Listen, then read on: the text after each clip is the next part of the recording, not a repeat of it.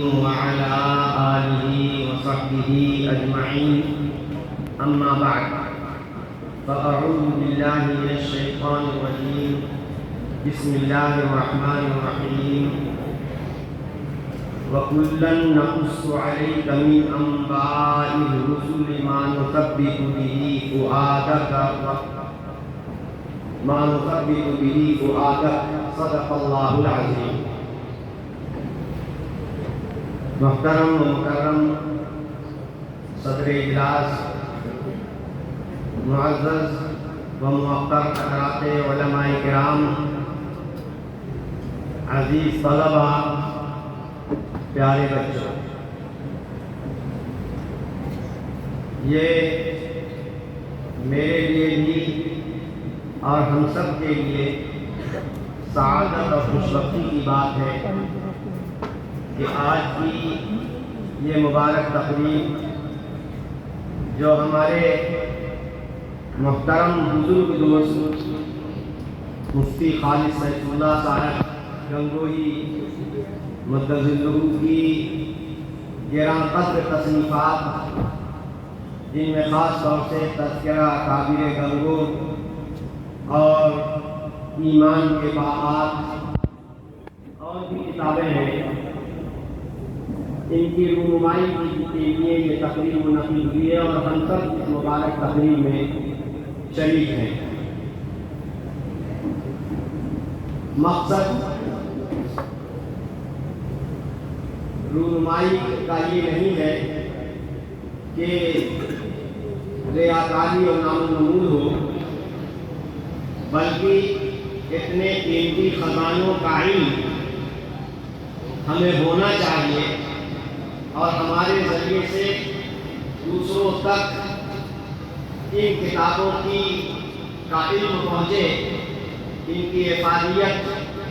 لوگوں پر ہم پر ظاہر ہو، تاکہ ہم قیمتی خزانوں سے فائدہ اٹھا سکیں۔ یہ سرزمین گنگو تاریخی سرزمین ہے۔ حضرت مولانا عبدالنبی صاحب گنگوہی، حضرت شاہ عبدالقدوس گنگوہی،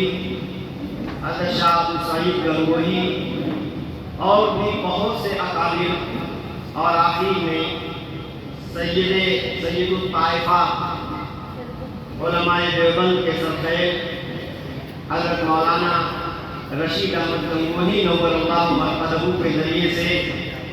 اللہ رب العالمین نے جو سنت اور بدعت میں امتیاز کا عظیم کارنامہ انجام دلایا، ان کے ذریعے سے یہ بے مثال کارنامہ ہے، اور یہ وہ فقیہ النفس شخصیت ہے جس نے سنت اور بدعت میں امتیاز قائم کرنا، سنت کو بدعت سے نکھارنے کا کام جو انجام دیا ہے، یہ واحد وہ شخصیت ہے۔ باقی علماء کرام ان کے متبع ہیں۔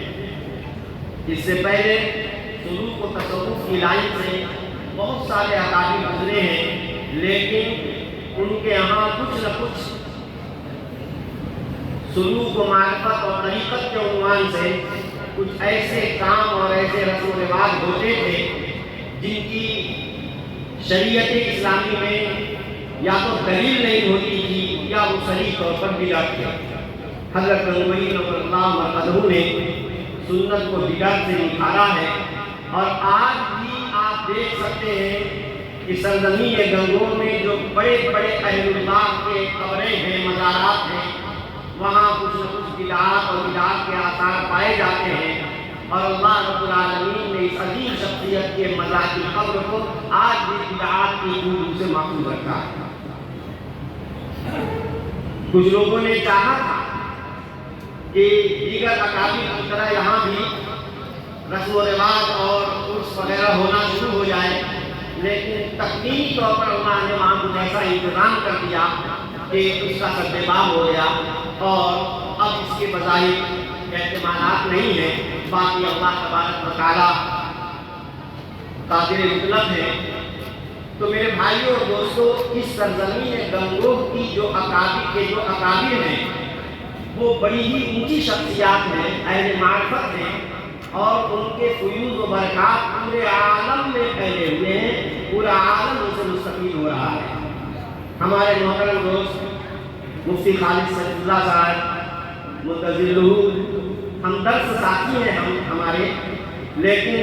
صلاح، تقویٰ،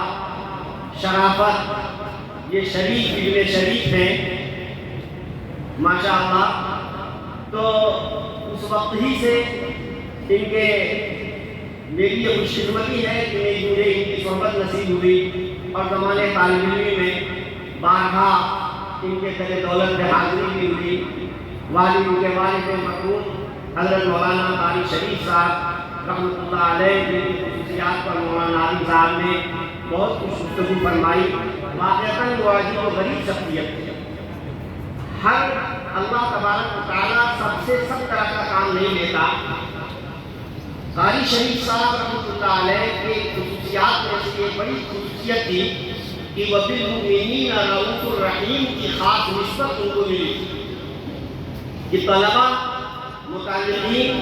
ماتحتوں کی انتہائی شفقت اور انتہائی محبت تھے، اور ہر شخص اپنی بات، اپنی ضرورت ان سے رکھتا تھا اور وہ اس کی ضرورت پوری کیا کرتے تھے۔ اور خاص طور سے طلبہ کے دل و دماغ میں تو یہ تصور ہوتا تھا کہ حضرت ہمارے باپ ہیں اور باپ سے بھی زیادہ ہمارے ساتھ جو ہے شفقت کا برتاؤ کرتے ہیں۔ چنانچہ جتنے علماء یہاں سے پڑھ کر کے گئے ہیں میرے تجربے میں، میرے ساتھیوں میں، جیسے مثلا مولانا سلمان صاحب بجنوری ہیں، مولانا قاری عبدالرؤوف صاحب ہیں، مفتی ریاض علی صاحب ہیں ہابود میں، ان سب حضرات کا، اور بھی کشمیر کے کچھ علماء، ان سب حضرات کے ہی تصورات رہے ہیں اور یہی ان کے تاثرات رہے ہیں کہ حضرت قاری شریف صاحب واقعتاً ایک باپ اپنی اولاد سے کیا محبت کرے گا جو قاری صاحب رحمۃ اللہ علیہ ان مہمانان رسول سے محبت کیا کرتے تھے، اپنی اولاد سے بڑھ کر کے ان کو چاہتے تھے۔ یہ حضرت ان بزرگوں کا تذکرہ کیوں ضروری ہے؟ حضرت شیخ زکریا رحمۃ اللہ علیہ ہمارے اکابر میں، جن کا ذکر حضرت مولانا عالم صاحب نے کیا، ان کی ایک آپ بیٹی ہے، اور آپ بیٹی کیا ہے؟ وہ تو جگ بیٹی ہے۔ نام آپ بیٹی ہے لیکن وہ جگ بیٹی ہے۔ دین اسلام، عالم اسلام، ہندوستان کی تاریخ کے ساتھ ساتھ علم اور علماء کی تاریخ بھی اس کے اندر موجود ہے۔ اسی طریقے سے ایک طالب علم، مثالی طالب علم کیسے بنتا ہے، اس کے متعلق بہترین ہدایات موجود ہیں۔ ایک معلم، مثالی معلم کیسے بہت بن سکتا ہے، اس کے متعلق بہترین ہدایات موجود ہیں۔ ایک ادارہ کامیاب ادارہ کیوں کر ہو سکتا ہے، ادارے کا نظام کیسے کامیاب ہوگا، اس کے متعلق بہترین گائیڈ لائن کتاب میں موجود ہے۔ ایک سالک طریقت، سلوک کے مناسب کیسے طے کریں، سلوک و مناسب کے تعلق سے بہترین رہنمائیاں موجود ہیں۔ تو اس کتاب کو ایک انسائکلوپیڈیا کہیے، ایک 2 جلدوں کی کتاب، ایک موسوعہ کہہ سکتے ہیں آپ، بڑی عمدہ کتاب ہے۔ میں حضرات علماء سے، مدرسین سے، طلباء سے، سبھی حضرات سے گزارش کروں گا کہ اس کتاب کا موقع ملنے پر مطالعہ کریں، اور اب آپ مطالعہ کریں گے، جو لوگ کیے ہوئے ہیں وہ جانتے ہیں کہ کتاب اٹھانے کے بعد کچھ اس طرح اس کے اندر محبت پیدا ہوتی ہے کہ آدمی پڑھتا چلا جاتا ہے، گھنٹوں گزر جاتے ہیں، وقت کا احساس نہیں ہوتا۔ بڑی عجیب و غریب کتاب ہے۔ سہارنپور مظفر نگر کی 6 جو زبان ہے، اس زبان میں حضرت نے بات اپنی آپ بیٹی لکھی ہے، اور بڑی عجیب و غریب کتاب ہے۔ اکابر کے تذکرے کا جہاں ذکر آیا، اس میں شروع ہی کرتے ہیں اس شعر سے: چند تصویریں بتاں، چند حسینوں کے خطوط، چند تصویریں بتاں، چند حسینوں کے خطوط، بعد مرنے کے میرے گھر سے یہ سامان نکلا۔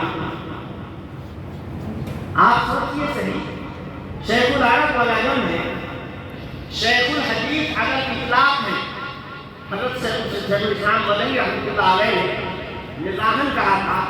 کہ آپ کے لیے تو شیخ الحدیث کا عہدہ باقاعدہ تصنیف ہوا ہے۔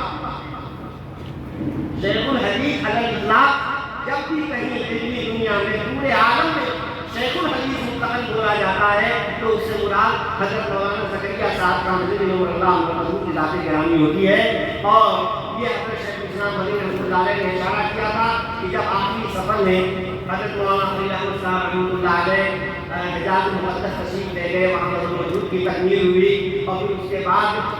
سال بھر کے بعد مولانا زکریا صاحب کو واپس کرنا ہوا تو حضرت شاہ عبد القادر صاحب رحمۃ اللہ علیہ وہاں تشریف لے گئے تھے اور ان کو کچھ وصیت اور کچھ ادارہ مدارس مدرسہ مدارس کے متعلق کچھ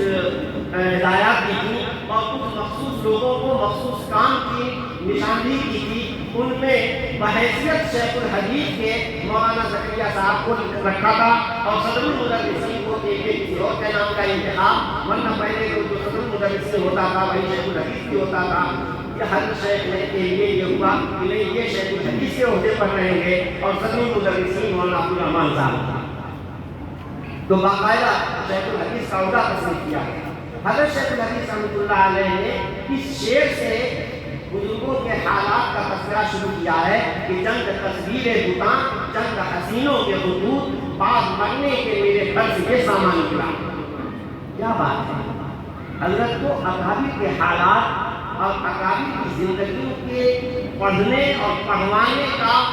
بہت گویا شوق تھا اور بہت زیادہ وہ اس کو پسند کرتے تھے.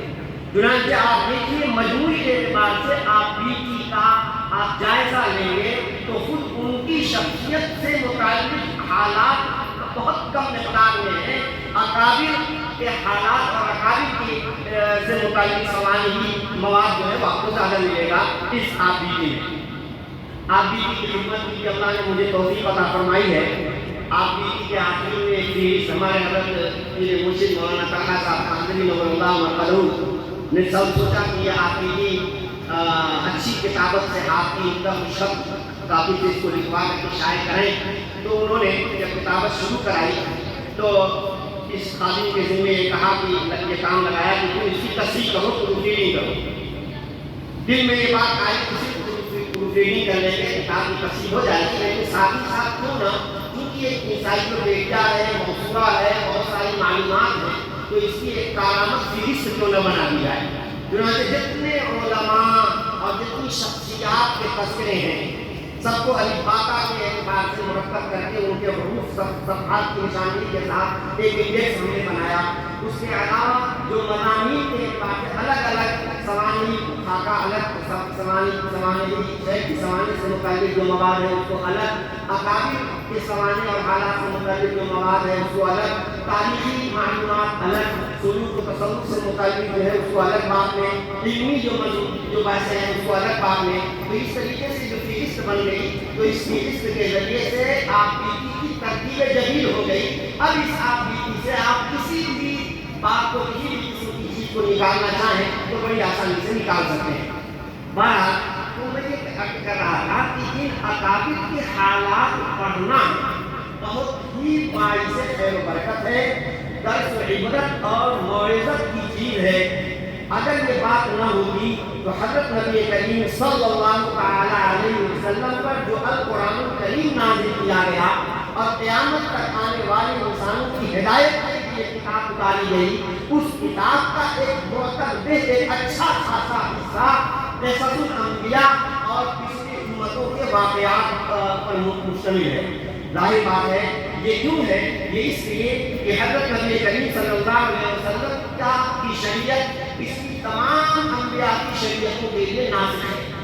لیکن عقائد و ایمانیات کے تعلق سے حضرت نبی کریم صلی اللہ علیہ وسلم کے پر جو احکام نازل کیے گئے ہیں وہ احکام گزشتہ انبیاء پر بھی وہی تھے. لہذا عقائد و ایمانیات میں کوئی خاص فرق نہیں ہے. کچھ جزوی احکام ایسے ہیں ورنہ تو تمام انبیاء کرام پر جو کتاب الہی اتاری گئی ہے، جو دین اتارا گیا، دین عند اللہ الاسلام، دین سب کا مشترک ہے. فروعی احکام اور دوسرے مسائل میں اختلاف ہے، شرائع میں اختلاف ہے، لیکن دین میں ایمانیات و عقائد میں کوئی خاص اختلاف نہیں ہے. ان میں آپ دیکھ رہے ہیں کہ نبی کریم صلی اللہ تعالی علیہ وسلم پر جگہ جگہ قرآن کریم میں بھی اور اس کے علاوہ وحی غیر مطلوب کے طور پر بھی بنی اسرائیل کے عبادت گزاروں کے واقعات بنو اسرائیل کے اور کسی قوموں پہ اس میں کیا باتیں پیش آئیں، تو عبرت انگیز جتنی واقعات ہیں وہ سب نبی کریم صلی اللہ علیہ وسلم کو یا تو وحی متلو کے ذریعے سے یا وحی غیر متلو کے ذریعے سے حضرت صلی اللہ علیہ وسلم کو یہ تمام واقعات بتائے گئے۔ چنانچہ اس آیت کریمہ میں جو میں نے آیت آپ کے سامنے تلاوت کی ہے، فرمایا ہر طرح کی چیز جس کی آپ کو ضرورت ہے، ہم نے گزشتہ انبیاء کے حالات اور واقعات میں سے ہر طرح کی وہ چیزیں، ہر طرح کا وہ مواد آپ کو سنا دیا ہے، کیوں؟ لِنُثَبِّتَ بِهِ فُؤَادَكَ، تاکہ اس کے ذریعے ہم آپ کے دل کو سکون عطا کریں، آپ کے دل کو جمائیں اور مخالف حالات سے آپ پریشان نہ ہو، کیونکہ گزشتہ انبیاء کرام کے ساتھ بھی نامناسب حالات پیش آئے ہیں، ان کی قوموں نے ان کو ستایا ہے، ان کے خاص لوگوں نے انہیں طرح طرح کی اذیتیں پہنچائی ہیں، لیکن وہ بالکل جمے رہے ہیں۔ ٹھیک اسی طریقے سے آپ بھی عزم و استقلال کے پہاڑ ہیں اور آپ کو ان نامناسب حالات سے فقط متاثر نہیں ہونا ہے۔ جب حضرت نبی کریم صلی اللہ تعالیٰ علیہ وسلم جو کہ معصوم ہیں لیکن ہیں انسان، بشری خواص اور بشری صفات کی بنیاد پر آپ بھی غمزدہ بھی ہوتے ہیں، آپ کو بھی حالات سے اور مساعدت سے رنج و بلال ہوتا ہے،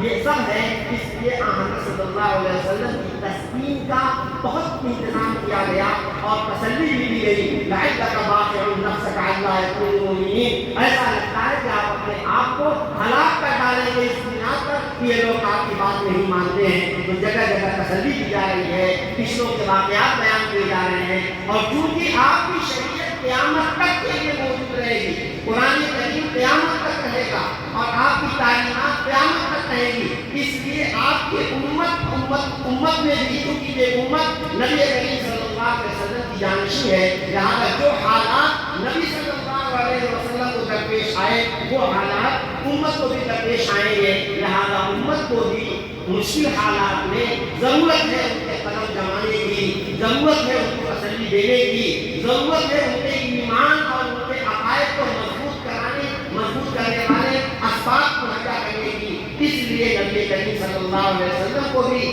جو قصص و امثال کے ذریعے سے جو فوائد پہنچائے گئے ہیں، وہ فوائد میں بھی ہمیں اور آپ کے لیے بھی ان فوائد کی ضرورت ہے اور ہم بھی ان حالات سے دوچار ہو سکتے ہیں۔ اس لیے یہ قصص و امثال یہی وجہ ہے کہ قرآن کریم میں قصص و امثال کی بہت کثیر تعداد موجود ہے۔ حدیث کی کتابوں میں کتاب الامثال اور کتاب القصص مستقل عنوان کے طور پر ان حدیثوں کو جمع کیا گیا ہے جن میں ایسے واقعات اور ایسے قصوں کا ذکر کیا گیا ہے کہ ان قصوں کو پڑھ کر کے انسان کو عبرت حاصل ہوتی ہے، مشکل حالات میں اس کے اندر جو ہے جماؤ پیدا ہوتا ہے۔ اس لیے میرے دوستو، ان حاکم بزرگان دین کے واقعات اور حالات ہر بات معلوم کے لیے پچھلوں کے تمام پوری زندگی تب آنے والے بعد میں آنے والے لوگوں کے لیے گائیڈ ہوتی ہے، رہنما ہوتی ہے، سکون اور تمانی کے قلب کا سبب اور ذریعہ ہوتی ہے۔ یہی وجہ ہے کہ مشہور محدث سفیان بن عیینہ رحمۃ اللہ علیہ کا مشہور مقولہ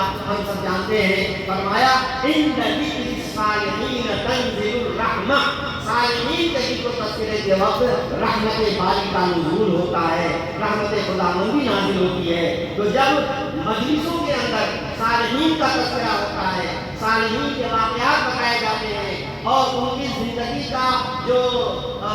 کیا نام ہے کہ جو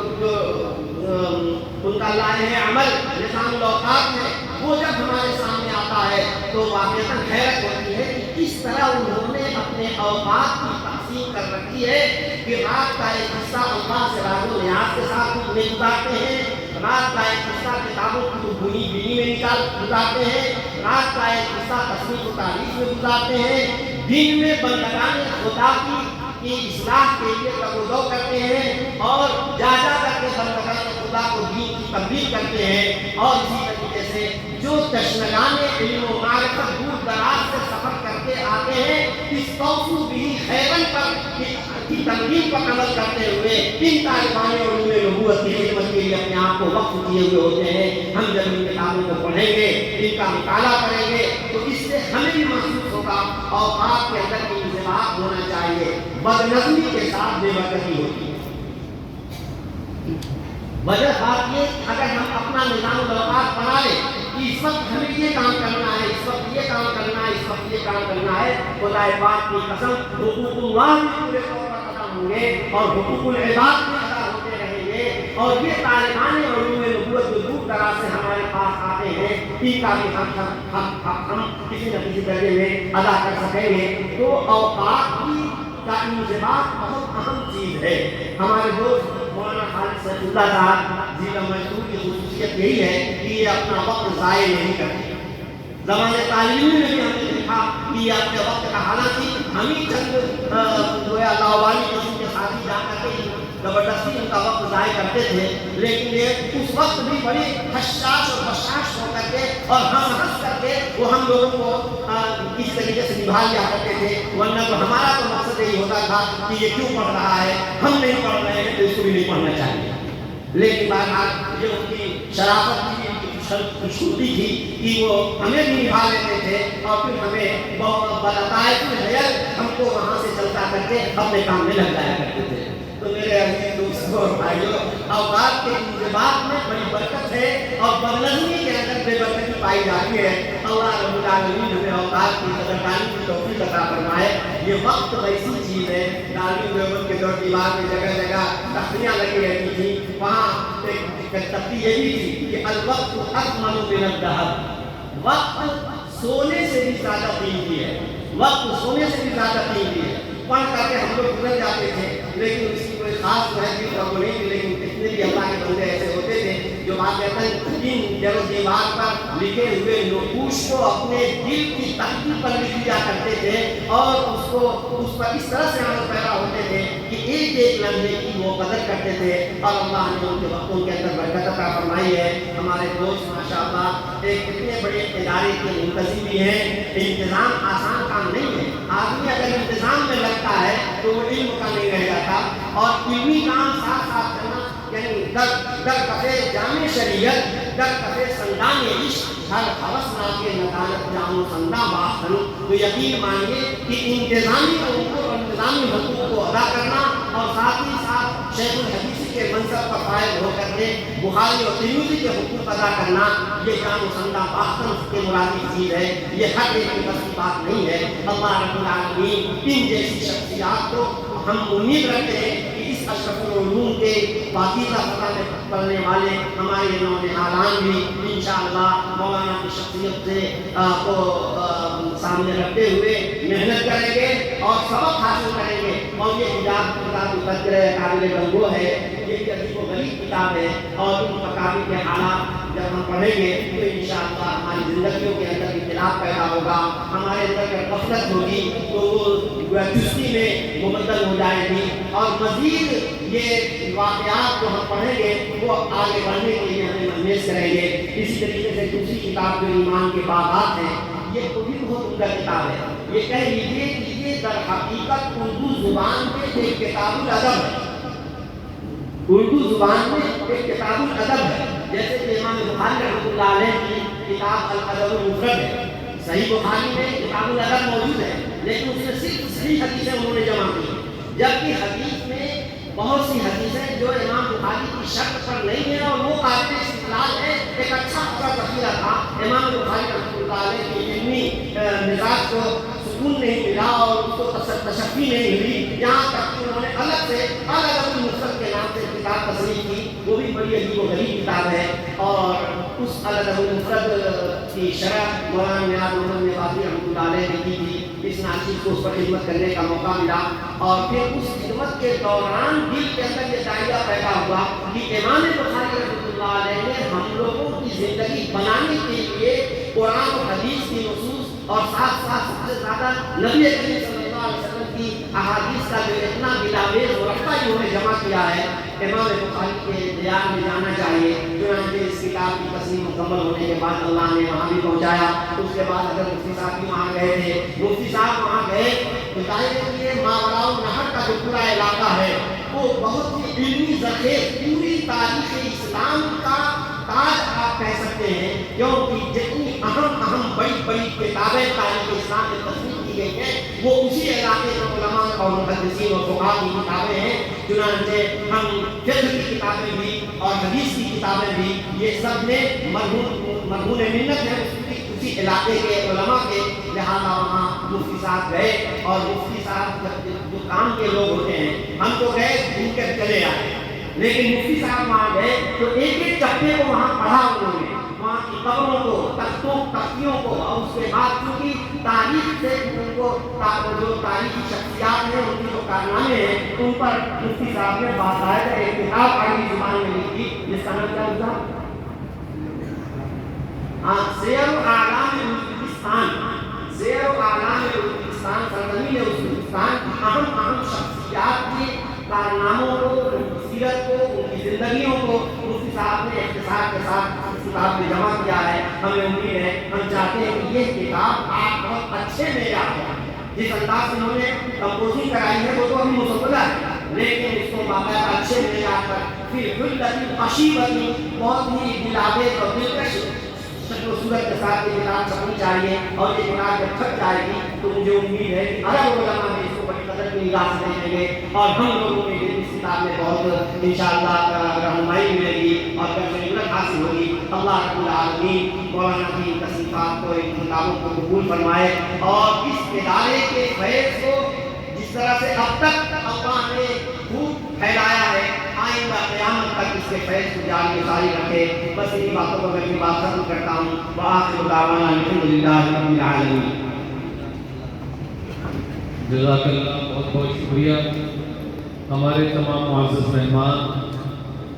جن سے